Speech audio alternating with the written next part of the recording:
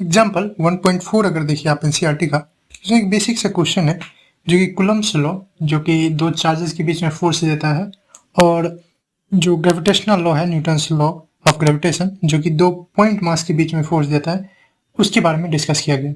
इसके लिए आपको एक बेसिक से कंसेप्ट चाहिए कि जो ग्रेविटेशनल फोर्स होता है, जिसको हम एफ जी से लिखते हैं, वो होता है G into m1 m2 by R square. ठीक है, जहाँ पे m1 m2 दो बॉडी है, स्टेशनरी बॉडी है, जिनका मास है m1 m2 और इनके बीच का डिस्टेंस जो है, सेंटर से डिस्टेंस है r, और ये जी आपका ग्रेविटेशनल कांस्टेंट है 6.67 इंटू 10⁻11 इसका वैल्यू होता है। ठीक है, ओके। सिमिलरली इलेक्ट्रिक फोर्स जो कूलम्ब्स लॉ देता है दो चार्जेस के बीच में, वो होता है जी की जगह यहाँ की हो जाता है, ठीक है, electrostatic constant Q1 Q2 by R square, जहाँ पे दो चार्ज बॉडी है पॉइंट साइज की Q1 और Q2 और उनके बीच में डिस्टेंस है R, ये दोनों है। आपको बोला गया है कि अगर आपके पास पहला क्वेश्चन अगर आप देखिए तो आपको कंपेयर करना है, यानी रेशियो निकालना है एफ इलेक्ट्रिक यानी इलेक्ट्रिक फोर्स और ग्रेविटेशनल फोर्स के बीच में, किन दो ऑब्जेक्ट के बीच में।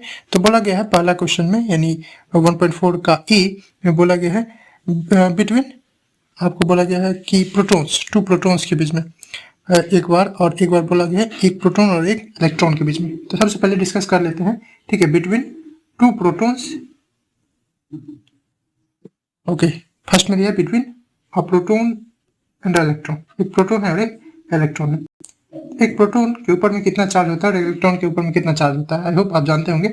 दोनों के चार्ज को ई से दिखाया जाता है। प्रोटॉन में अगर बात करें तो प्लस में 1.6 इंटू 10⁻−19 कूलम होता है, और इलेक्ट्रॉन में बात करें तो ये माइनस हो जाता है। ओके, तो ये हो गया चार्ज प्रोटॉन पे और इलेक्ट्रॉन पे बराबर होता है, बस मैग्नीट्यूड उन दोनों का अपोजिट होता है।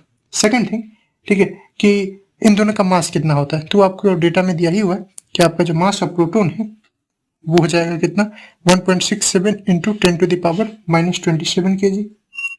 उसी तरह से मास ऑफ इलेक्ट्रॉन भी आपको दिया हुआ है 9.1 इंटू 10⁻31 kg, ये दोनों दिया हुआ है। और बोला गया है कि उनके बीच में जो डिस्टेंस है, ठीक है, वो कितना है, 1 एंगस्ट्रॉम है।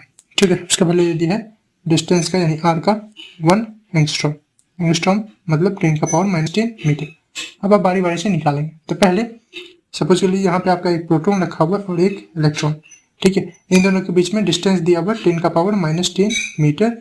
इसका आपको चार्ज पता है, इसका चार्ज पता है, तो एफ इलेक्ट्रिक कैसे लिख लेंगे, सिंपली के इंटू चार्ज ऑन फर्स्ट, तो हो जाएगा ई, चार्ज ऑन इलेक्ट्रॉन हो गया ई, चार्ज ऑन प्रोटॉन भी कितना होता है ई ही बाई आर स्क्वायर। आपको अगर निगेटिव साइन देना है चार्ज ऑन इलेक्ट्रॉन के लिए, चूंकि चार्ज ऑन इलेक्ट्रॉन निगेटिव होता है, तो आप यहाँ डाल सकते हैं, जो कि आगे में कुछ इस तरह का देगी बाई आर का स्क्वायर, इस तरह से।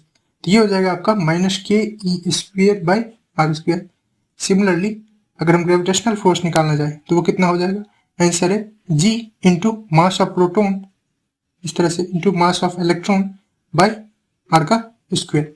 इन दोनों को एक दूसरे से डिवाइड कर दे, ठीक है, बिना डेटा रखे, पहले आप डेटा ना रखिए क्योंकि बाद में देखने आप आर से आर कट जाने वाला है, आर स्क्वायर से आर स्क्वायर। तो F electric by F gravitational, दोनों को डिवाइड करें, डिवाइडिंग आप इसको इक्वेशन 1 अगर मान ले और इसको सेकंड, दोनों को डिवाइड करें तो वो क्या मिलेगा, एफ इलेक्ट्रिक की जगह हम रख सकते हैं इक्वल टू के e square by R square. ठीक है, और साइन से पीछा छुटाने के लिए आप ये रेशियो बुक भी देखेंगे तो आप मॉड में निकाल लिया, यानी सिर्फ मैग्नीट्यूड की बात हो रही है, ठीक है, इरिस्पेक्टिव ऑफ द साइन। तो ये हो गया by G m1 m2 by R square. Okay, अब यहाँ देख सकते हैं आर स्क्वायर से आर स्क्वायर क्या हो जाने वाला, कैंसिल हो जाने वाला, आपको बचेगा के e square by G m1 m2। अब इन सब का आप वैल्यू रख सकते हैं। के का अगर वैल्यू मैं रखने जाऊँ 9 इंटू 10⁻9 होता है। चार्ज ऑन इलेक्ट्रॉन प्रोटॉन रखने जाओ तो 1.6 इंटू 10⁻19 इसके स्क्वायर है, बाई नीचे में जी है यानी 6.67 इंटू 10⁻11 है, इंटू मास ऑफ, अगर हम 1 मान रहे, 1 करने का मतलब यहाँ मान लीजिए इलेक्ट्रॉन है, ये 2 प्रोटॉन है, तो 1 मास ऑफ इलेक्ट्रॉन यहाँ दिखा होता है 9.1 into 10⁻31। Similarly mass of proton दिया हुआ था 1.67 इंटू 10⁻27।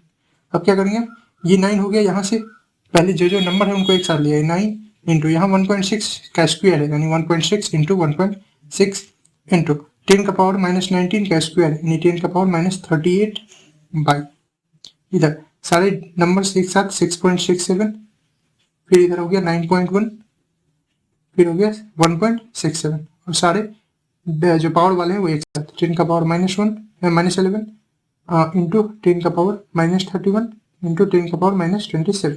अब इस सारे डेटा को आप मल्टीप्लाई कर लीजिए, इन सारे डेटा को मल्टीप्लाई कीजिए, दोनों को डिवाइड कीजिए, ठीक है। पावर को पावर के साथ ऑपरेट कर दीजिए, -31 है, ये ऊपर जाएगा +11 +31 +27, इन सबको मैं करूँगा, अभी टाइम लग जाएगा, मेरा कैलकुलेटेड है।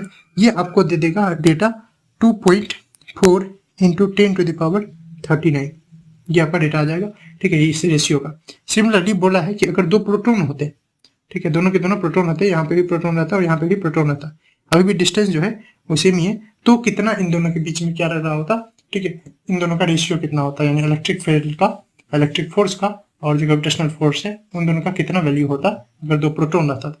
तो सिमिलरली ऐसे ही हम लोग निकालेंगे F electric between two proton, कैसे निकल जाएगा कि again charge on electron proton e होता है, चार्जिंग प्रोटॉन है, दोनों प्रोटॉन ही है, तो अगेन ई ही देंगे बाई आर स्क्वायर, और एफ ग्रेविटेशनल फोर्स कितना हो जाएगा, answer G mass of proton into mass of proton by R square, दोनों का रेशियो निकालेंगे, दोनों को डिवाइड करके F electric by F G. चलिए, तो ये आपको कैसा आ जाएगा, K e square by R square by G M P by R square, again R square 4 square cancel, आपका आ गया क्या, के ई स्क्वायर बाई नीचे जी एम ऑफ पी यानी मास ऑफ प्रोटॉन का स्क्वायर, वैल्यू रख देंगे के का 9 इंटू 10⁻9, चार्ज ऑन इलेक्ट्रॉन या प्रोटॉन जो बोले 1.6 इंटू 10⁻19, ठीक है, और उसका स्क्वायर बाई जी 6.67 इंटू 10⁻11 और इंटू मास ऑफ प्रोटॉन का स्क्वायर, मास ऑफ प्रोटॉन 1.67 था, 1.67 इंटू 10⁻27 का स्क्वायर। अब अगेन आपको उसी तरह से काम करना है, यानी सारे नंबर को, यहाँ हो गया 9, यहाँ पे 1.6 2 टाइम्स, उसको एक साथ 6.67 नीचे, 1.67 दो बार नीचे कर लेंगे। यहाँ का जो पावर है 10 का पावर 9, यहाँ का 10 का पावर 38 हो जाएगा, ये ऊपर से आएगा 27 का पावर 2 54 जुड़ जाएगा। सिमिलरली ये -11 ये सबको एक साथ कर लेंगे, तो ये वैल्यू आपको आ जाएगा लगभग में 1.3 इंटू 10⁻36, ठीक है।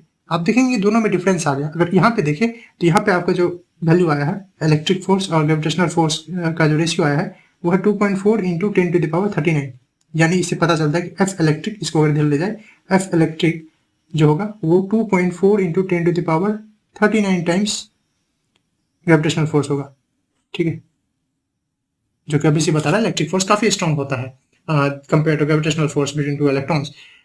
सिमिलरली यहाँ पे भी वही चीज बताया जा रहा है, पर 10⁻36 आ गया। ऐसा क्यों आ गया, तो ऐसा इसलिए आ गया क्योंकि नीचे ग्रेविटेशनल फोर्स है और यहाँ आप देख सकते हैं मास ऑफ प्रोटॉन है, और मास ऑफ प्रोटॉन क्या होता है, हैवी होता है, मास प्रोटॉन का जो होता है वो मास ज्यादा होता है, और ऑब्वियसली किसी रेशियो में अगर नीचे में अगर ज्यादा वैल्यू होता है तो ओवरऑल रेशियो का वैल्यू घटता है, इसीलिए आपको वैल्यू छोटा लग रहा है।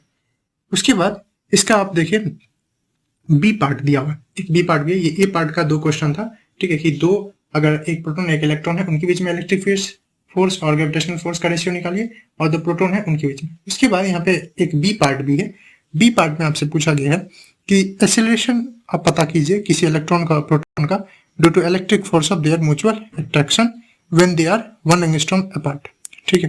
तो उस कंडीशन में क्या होगा ये हमको पता करना है। तो उस कंडीशन में आप बेसिक से चीज समझ सकते हैं, ठीक है, 1 एंगस्ट्रॉम इसके लिए दिया हुआ था, यहाँ पे तो डिस्टेंस दिया ही रहता, नहीं भी दिया रहता तो हम निकाल सकते थे ऊपर वाले को, सिर्फ रेशियो निकालना था, आर स्क्वायर से आर स्क्वायर कैंसिल हो जाता है।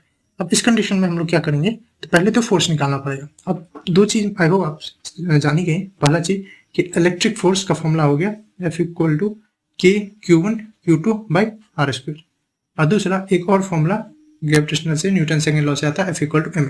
एक्सीलरेशन अगर निकालता है, ये फॉर्मूला क्यों चाहिए, एक्सीलरेशन निकालना है, तो एक्सीलरेशन निकालना है तो इस m को इधर ले आइए F बाई m, तो कैसे भी हम इलेक्ट्रिक फोर्स निकालें और मास से डिवाइड कर दें, ठीक है, तो हमको अपने आप क्या आ जाने वाला है, हमको आ जाने वाला है एक्सीलरेशन उस पार्टिकल का। यहाँ पे बोला गया है आपको एक्सीलरेशन निकालना है इलेक्ट्रॉन का प्रोटॉन का due to electric force of their attraction, ठीक है, ओके।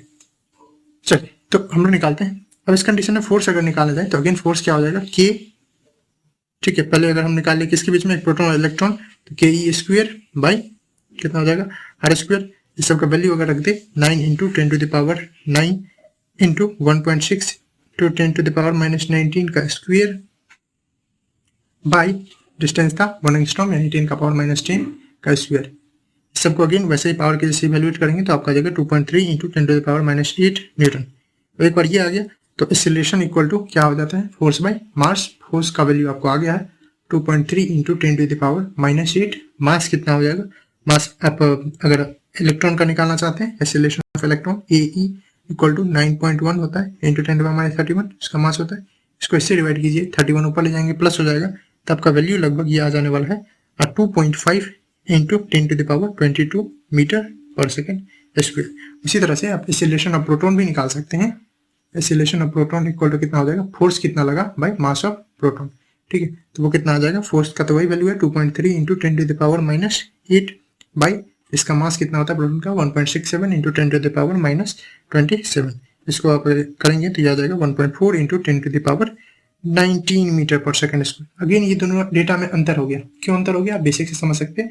प्रोटॉन चूंकि हैवी होता है तो ज्यादा मास होगा तो एक्सेलरेशन उसी फोर्स के कारण कम होने वाला है, ये डेटा बता रहा है। अगेन आप एनसीईआरटी का सॉल्यूशन देखेंगे तो बीच में एक एक्सप्लेनेशन भी है, ठीक है, जो sin के बारे में आपको बता रहा है। तो ये रेशियो मैं पहले बोला था कि मॉड में हम लोग निकाले हैं sin को, यहाँ पे भले लिया गया था, ठीक है। यहाँ पे मैं आपको दिखा दूं, जब प्रोटॉन और इलेक्ट्रॉन के बीच में लिए थे तो हम लोग यहाँ पे नेगेटिव साइन दिए थे, फिर बाद में जब मॉड निकाले तो उस कंडीशन में इग्नोर कर दिया। मॉड मतलब पॉजिटिव वैल्यू जो देता है, ठीक है। तो उसमें ये दिया हुआ है कि भले ही एक इलेक्ट्रॉन और एक प्रोटॉन है, ठीक है, तो मान लीजिए, तो उन कंडीशन में आपको क्या हो जाने वाला है, अट्रैक्टिव होने वाला है दोनों चीज। मतलब ग्रेविटेशनल फोर्स तो हमेशा अट्रैक्टिव होता है, चाहे प्रोटॉन इलेक्ट्रॉन, ठीक है, या प्रोटॉन प्रोटॉन हो।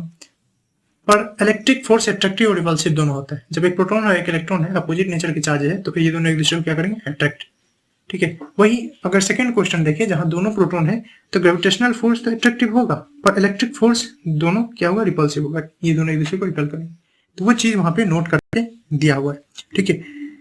ओके, आई होप आपको ये क्लियर हो गया होगा। अगर आपको कोई दिक्कत है तो आप बेझिझक कमेंट में पूछ सकते हैं।